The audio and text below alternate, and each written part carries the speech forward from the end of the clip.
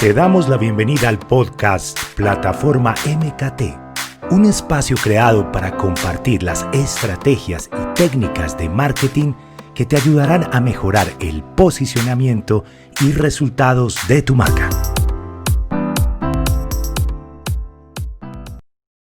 Hola, ¿qué tal? Te damos la bienvenida a Podcast MKT. Bueno, en este episodio que estamos haciendo una serie bien interesante de cómo descubrir tu cliente ideal. Recordemos en primera instancia los pasos que llevamos previamente en los anteriores. Primero, es necesario hacer un análisis de competencia. En segundo lugar, determinar las palabras claves. En tercero, analizar los clientes. Y en este episodio vamos a hablar del cuarto paso, que hace referencia a la data, porque la data nos puede servir mucho, sobre todo para construir tu cliente ideal. Eduard, ¿podrías contarnos entonces cómo la data puede ayudarnos a perfilar nuestro cliente ideal? Claro que sí.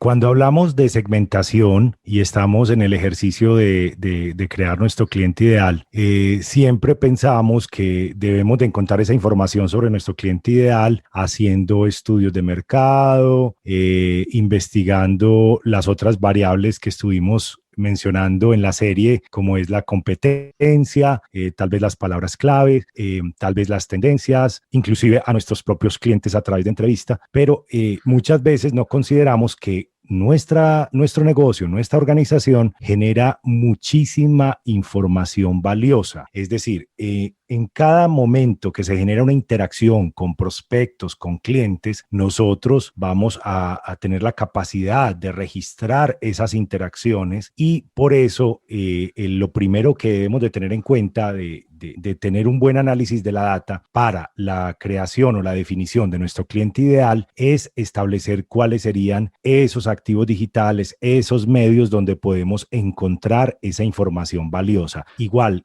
la cuestión, como lo decíamos en los anteriores episodios, es hallar precisamente esas necesidades, esos dolores, esos intereses que tiene nuestro cliente ideal y poder traducirlo como una variable o como varias variables homogéneas para ese grupo objetivo al cual queremos llegar.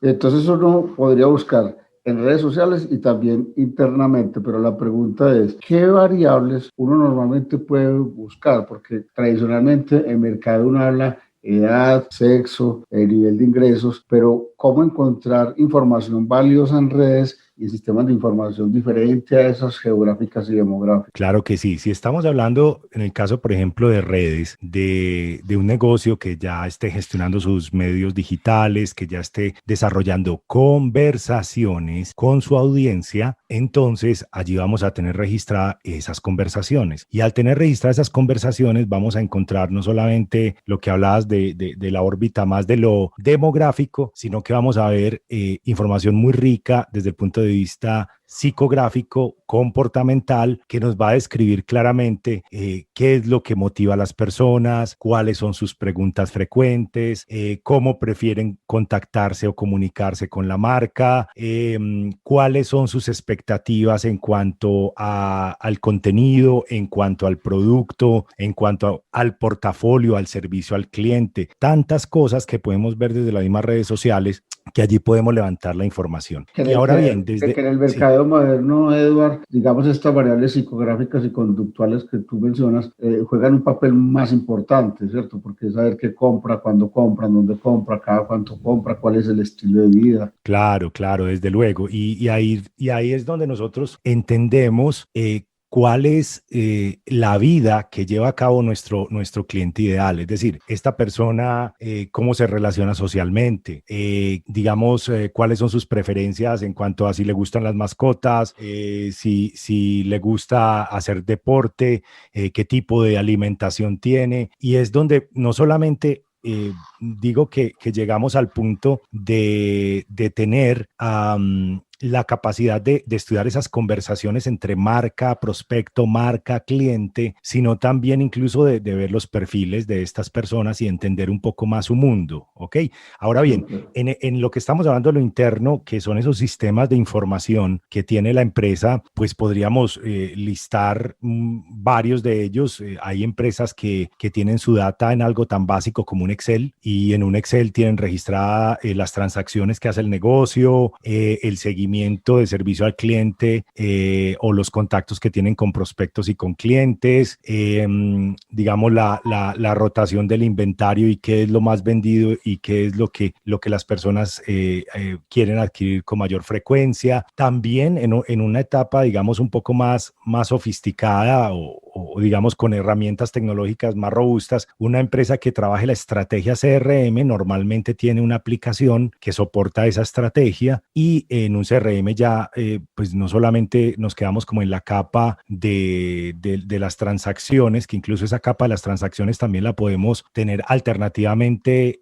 cubierta con programas administrativos, con programas contables, programas de facturación, donde entendemos un poco cuál es el comportamiento de compra en cuanto al portafolio de los productos, sino que en el CRM ya tenemos información muy rica relacionada con quejas, reclamos, objeciones, tenemos información muy enriquecida, por ejemplo, con los tiempos de interacción y de respuesta con la audiencia. Y más ajustada, Eduardo, yo creo que a la realidad o a la actualidad, en cuanto a, como tú bien lo dices, es producto de la interacción con el cliente. Claro, y o sea, es una recolección de datos dinámica y permanente, donde todo el tiempo estamos interactuando con un mercado, con una audiencia, con un grupo de prospectos o de clientes, y que estamos generando unas interacciones y unas conversaciones que quedan registradas, por ejemplo, en una aplicación de CRM, y que nosotros podemos entender un poco más el mundo de esos prospectos y de esos clientes, y con datos incluso ya cuantitativos en cuanto a frecuencia, ticket promedio, los productos que consumen más, los productos que consumen menos, cuáles son las quejas más frecuentes o cuál es el porcentaje de satisfacción, en fin, tanta información que nos puede servir para definir realmente quién es nuestro cliente ideal.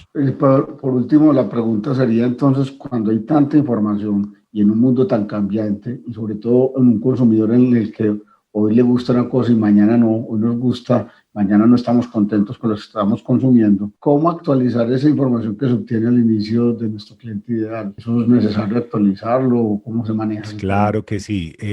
A ver, uno de los grandes errores en marketing, y no solamente hablo de marketing digital, sino en general en marketing, es quedarse con una segmentación sin actualizarla.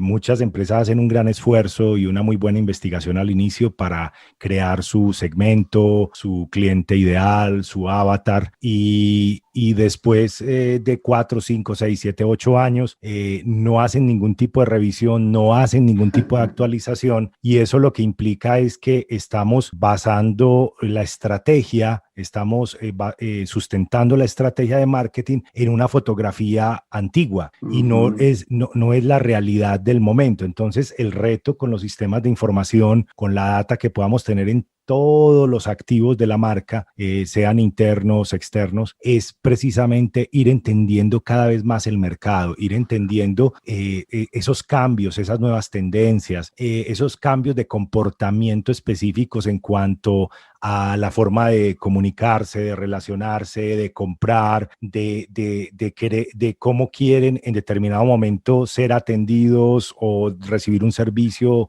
al cliente. Tantas variables que podemos ir actualizando en el tiempo y que parten desde una observación continua de toda esta data y de todos estos sistemas de información. Es decir, tenemos que diseñar un sistema de alerta donde ese sistema de alerta nos permita identificar cuáles son esas novedades, cuáles son esos cambios, y decidir en determinado momento si ameritan ser incluidos y actualizados en el perfil de nuestro cliente ideal.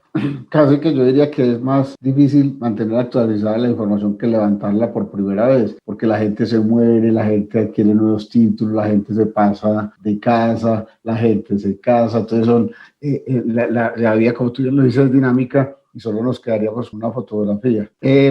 Para terminar entonces este episodio, una recomendación que nos daría para nuestros oyentes con respecto a todo lo que tiene que ver con el manejo de la data para la construcción del cliente ideal. Yo creo que tiene mucho que ver este primer tip con la estrategia ya del negocio como tal y que va a permear el ejercicio de la segmentación y la definición de nuestro cliente ideal. Y es que cualquier negocio debe de hacer el ejercicio de establecer y definir cuáles son los medios de información necesarios, no solo para interactuar con su audiencia y realizar esas conversaciones productivas con su audiencia, sino para poder extraer datos e información valiosa que le permita pues no solo construir un cliente ideal como lo estamos hablando ahora, sino para tomar decisiones en cuanto a la estrategia de marketing y el cumplimiento de los objetivos. Entonces considero que ese inventario de sistemas, de aplicaciones, de plataformas, debe ser un inventario muy aterrizado, porque tampoco se trata de que una empresa se llene de sistemas, plataformas y herramientas porque